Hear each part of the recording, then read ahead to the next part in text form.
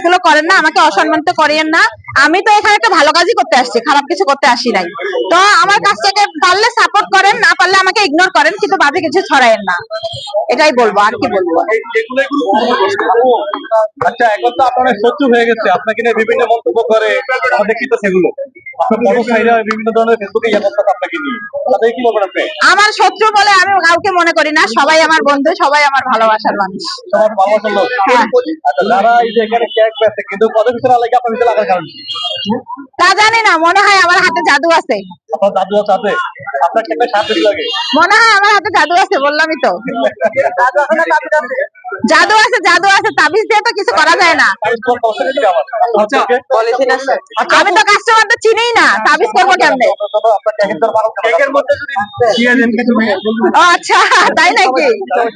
এটা হাতের জাদু আছে, হাতের জাদু। আচ্ছা আপু, জাকির ভাই বললো আপনার সাথে তার ভালো একটা সম্পর্ক আছে আগের মতোই, এই বিষয়ে আপনি কি বলবেন? ভালো তো সম্পর্ক তো ভালোই থাকবে, উনিও বিজনেস করতেছে, উনি অনেক বড় বিজনেসম্যান, আর আমি তো ছোট্ট একটু মানুষ, শখের বসে আমার করা। তো সম্পর্ক খারাপ হওয়ার কি আছে?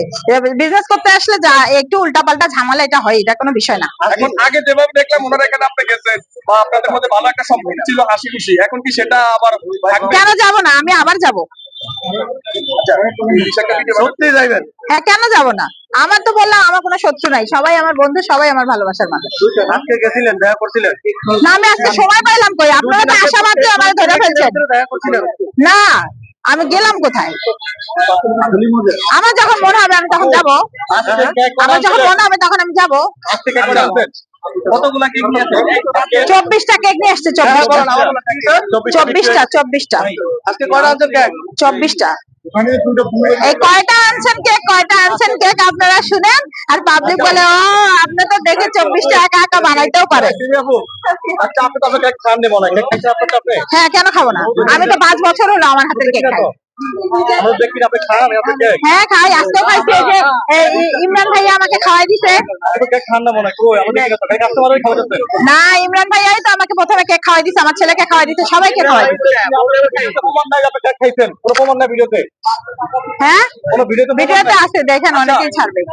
আচ্ছা, সিমি আপু, আমরা যদি চাই জাকির ভাই আর সিমি আপু আবার একসাথে এক জায়গায় থাকবে, ভাইয়া, ভিডিও করবে, আমি বলি আমাকে নিয়ে প্রশ্ন করেন না।